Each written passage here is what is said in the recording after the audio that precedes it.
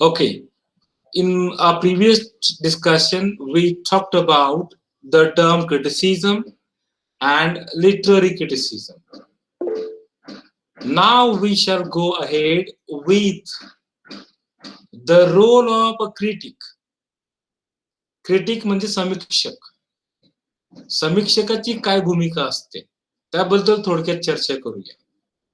Okay, look, this is an introductory lecture. You are getting introduced with the field of literary criticism. So in this lecture, in this part of my discussion, I shall talk about the term critic. समीक्षक म्हणजे काय? समीक्षक कोण असतो? We shall try to understand the etymology of the word critic.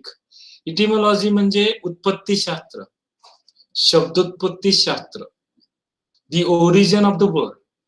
या शब्दाचा उगम कुठे झालेला आहे? क्रिटिक या शब्दाचा, हा शब्द कुठून आलेला आहे? Where did this word critic come from? We shall try to understand this in this particular part of a discussion. And we shall also talk about the role of the critic. When we talk about the word critic, in 1580s, the word critic was used to mean the person, to refer to the person who passes judgment. 1580च्या दरम्यान critic हा शब्द कसा वापरला जायचा, पण कोणत्या अर्थाने वापरला जायचा? समीक्षक म्हणजे जो मूल्यमापन करतो, who passes judgment. Okay, one who gives judgment. अमुक कलाकृती चांगली आहे का वाईट आहे, त्याचा दर्जा कसा आहे, दर्जा उच्च प्रतीचा आहे की निकृष्ट प्रतीचा आहे, हे सांगणारी व्यक्ती म्हणजे critic. A critic was one who passes judgment. And the word critic comes from Middle French. Middle French म्हणजे मध्ययुगीन फ्रेंच भाषेतील क्रिटिक, स्पेलिंग पाहून घ्या, CRITIQU. 14व्या शतकामध्ये हा शब्द प्रचलित होता फ्रेंच भाषेत. या भाषेतून इंग्रजी शब्द तयार झालेला आहे, CRITIC. Okay, it also comes from the Latin word criticus. You can see CRITICUS.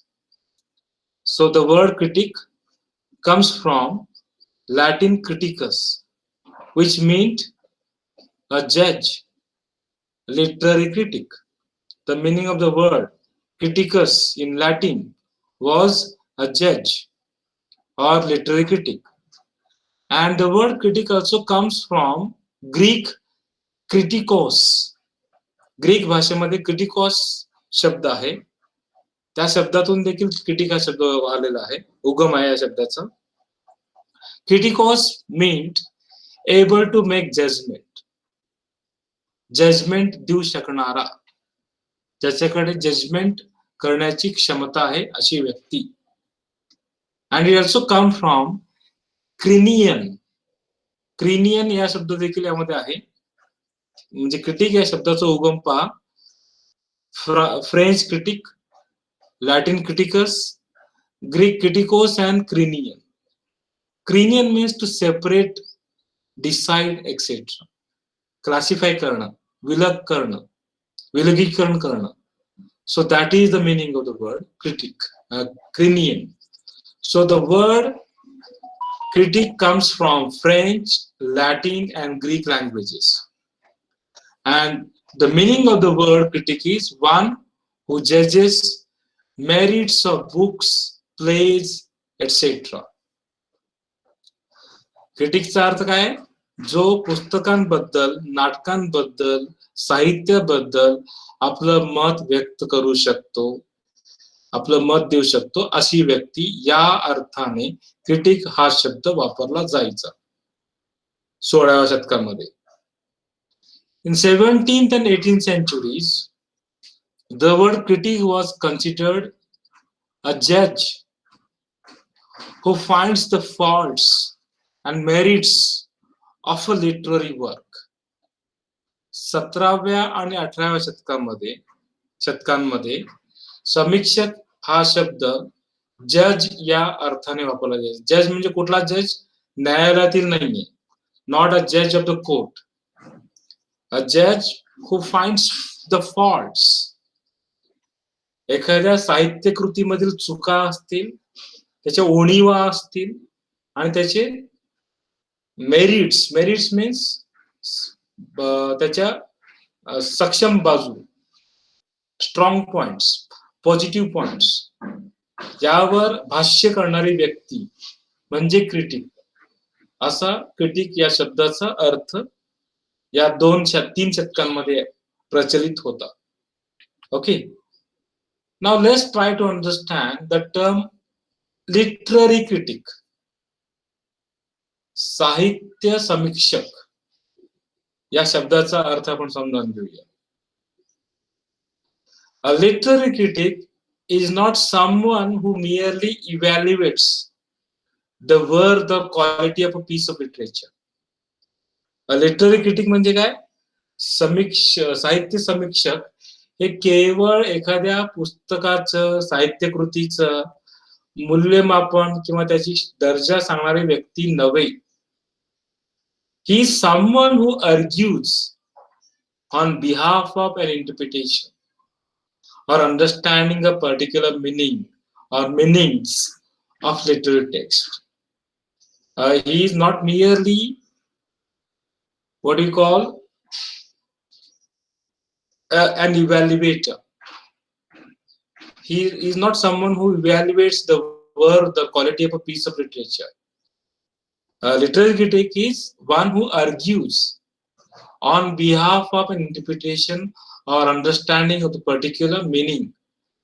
विशिष्ट अर्थ हे बरोबर आहे त्या बाजूने मत मांडणारी व्यक्ती म्हणजे क्रिटिक आहे. एखाद्या पुस्तकाचा अर्थ काय आहे? तुम्हाला माहिती असेल, खूप प्रचलित असं एक घटना आहे, म्हणजे काल्पनिक असेल. One poet, a very famous poet, was asked about the meaning of the poem. एका सुप्रसिद्ध कवीला त्यांनी लिहिलेल्या कवितेचा अर्थ विचारला गेला. त्यावेळी कवीने काय म्हटलं पहा, मी जेव्हा कविता लिहिली, when I wrote this poem, there were two people. One was I. The first person was I. And the other one was God. Okay, दुसरी जी व्यक्ती आहे ती देव होती. आता मला त्या कवितेचा अर्थ आठवत नाही, मी काय कोणत्या अर्थाने लिहिली. I don't remember the meaning of the poem now, the poet said. You can go and ask the meaning of the poem to the God. Okay, आता तुम्हाला जर कवितेचा अर्थ समजून घ्यायचा असेल तर देवाकडे जा, असं त्या कवीने उत्तर दिलं. म्हणजे काय, एकदा कवीने आपलं किंवा लेखकाने आपली कलाकृती लिहिली, त्याचे अर्थ लावायचं जे काम आहे हे वाचकांचं आणि समीक्षकांचं असतं. आणि समीक्षक त्या अर्थ बरोबर आहे की चुकीचं आहे हे सांगण्याचं काम करत असतो. Is a clear? So the task of a literary critic is, मग लिटररी क्रिटिक्सचं काम काय आहे? टास्क म्हणजे रोल, काम. तुम्ही आता लिटररी क्रिटिक बनू शकता because you are the students of literature. Now what is your task? What is your role? The role of a literary critic is to explain and attempt to reach a critical understanding of what literary texts mean. Literary text चा अर्थ काय आहे? एखाद्या कवितेचा, साहित्य कृतीचा अर्थ काय आहे? एक्सप्लेन, त्याचं स्पष्टीकरण देणं आणि त्याचं हे अर्थ बरोबर आहे इथपर्यंत पोहोचणं, सांगण्यापर्यंत, हे क्रिटिक्सचं काम आहे. At the same time, this meaning can be understood in terms of what? हे जे अर्थ आहे समजून घेताना कोणत्या गोष्टी लक्षात घ्यायच्या आहेत? एखाद्या कवितेचा, एखाद्या कादंबरीचा, एखाद्या नाटकाचा अर्थ समजून घ्यायचा असेल तर कोणकोणत्या गोष्टी लक्षात घ्यायला हव्या. So the meaning can be understood in terms of their aesthetic as well as social, political, and cultural statements and suggestion. Okay, a meaning can be understood in terms of aesthetic. Aesthetic means beauty. त्या साहित्य कृतीचं सौंदर्य शास्त्रीय दृष्टीने विचार करायला हवा. भाषेचा वापर, अलंकारांचा वापर कसा झालेला आहे. When we say हिरवे हिरवे गार गालीचे, हरित तृणाच्या मखमालीचे, त्या मखमालीवरती फुलराणी ही खेळत होती. त्र्यंबक बापूजी ठोंबरे बालकवींची कविता आहे ती फुलराणी. यामध्ये या ओळी आहेत. हिरवे हिरवे गार गालीचे, हरित तृणाच्या मखमालीचे. पण याच्यामध्ये काय आहे, सौंदर्य आहे, भाषेचं सौंदर्य, एस्थेटिक्स आहे, इमेजरीचा वापर केलेला आहे. The poet has used imagery. He creates the mental picture in front of the eyes of the readers. वाचकांच्या डोळ्यासमोर ते सुंदर चित्र निर्माण होतं. When the poet says हिरवे हिरवे गार गालीचे, तो जो गारवा आहे आपल्याला त्याची अनुभूती येते शब्दांच्या माध्यमातून. हरित तृणाच्या मखमालीचे, गालीचे मखमालीचे या शब्दातून तो जो एक गारवा आहे, मऊपणा आहे, याची अनुभूती आपल्याला येते. That is called aesthetic. हे भाषेचं सौंदर्य आहे. मनुष्य भाषेच्या माध्यमातून आपल्या ज्या भावना आहेत त्या इतरांपर्यंत पोहोचवत असतो आणि हे सुंदर रीतीने मांडलेलं कवीने. आपण असे म्हणू शकतो ते काय गवत आहे, पण त्या गवताला एक कवीने काय म्हटलं, हिरवे हिरवे गार गालीचे, हरित तृणाच्या मखमालीचे. त्याऐवजी हे काय हिरवं गवत आहे असं आपण म्हणू. So this is what beauty is, the beauty of literature is, and the poet has created this beauty by using a very beautiful language. So this is what aesthetic is. बरोबर. त्यासोबतच सामाजिक देखील त्यामध्ये अर्थ असतो. पहा, एक मी तुम्हाला चारोळी ऐकवतो, तुम्हाला लक्षात येईल सामाजिक अर्थ कसा आहे. देवळात जाऊन लोक दुकानात गेल्यासारखी वागतात. देवळात जाऊन लोक दुकानात गेल्यासारखी वागतात. 4 आठाणे टाकून काही ना काही मागतात. हे 4 ओळींची कविता आहे चंद्रशेखर गोखले यांची, मी माझ्या या संग्रहातील मी माझा. याच्यामध्ये सामाजिक अर्थ आहे. लोकांची श्रद्धेवर कवीने टीका केलेली आहे. देवळात जाऊन लोक दुकानात गेल्यासारखी वागतात. व्यवहारिता आहे, म्हणजे भक्ती जी आहे ती कशी पाहिजे, निरपेक्ष पाहिजे. त्यामुळे लालसा नसायला हवी. आपण जेव्हा देवळात जातो आपल्या मनाला आनंद मिळायला हवा, पण देवळात जाऊन लोक काय करतात, काय देवळात जाऊन लोक दुकानात गेल्यासारखी वागतात. आपण जसं दुकानात जाऊन पैसे देतो आणि हे अमुक वस्तू मागतो, तसं देवाला देखील मागितलं जातं. म्हणजे श्रद्धेवरच बोट ठेवलेलं आहे. माणसाच्या श्रद्धेवरच अविश्वास निर्माण केला आहे कवीने. Then political meaning is also there. In a poem or in a literature there is a political meaning. When you read an animal farm, George ऑरवेलची ॲनिमल फार्म जेव्हा तुम्ही वाचता त्यामध्ये काय पॉलिटिकल मिनिंग आहे. It is a criticism on Russian communism. Russian साम्यवादावर लेखकाने या पुस्तकाच्या माध्यमातून टीका केलेली आहे. हे आपल्याला क्रिटिक सांगत असतो. आपल्याला कुठून समजतं, it is the role of critic to talk about this things. And there are cultural statements as well. Cultural means सांस्कृतिक वारसा देखील. The poet talk about different food items.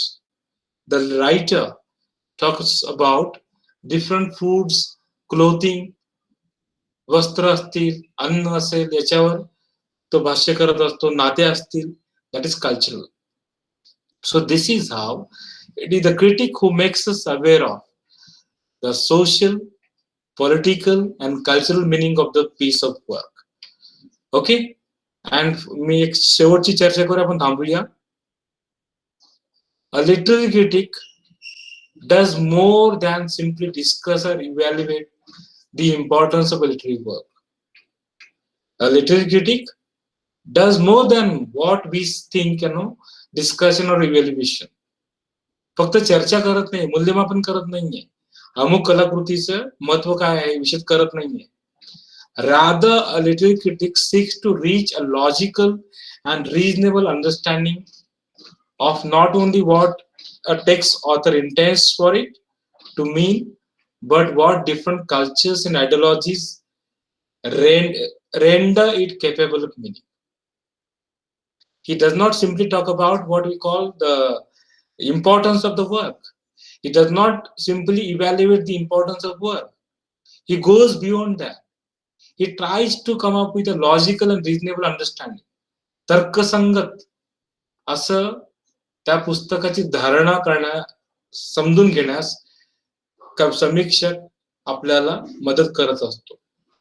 लेखकाचा हेतू काय आहे ते सांगण्याचा प्रयत्न. मी मगाशी म्हटलं, देव आणि मी होतो, मी विसरलो. म्हणजे लेखकाने कोणत्या हेतूने अमुक साहित्य लिहिलेलं आहे ते आपल्याला सांगण्याचा प्रयत्न क्रिटिक करत असतो.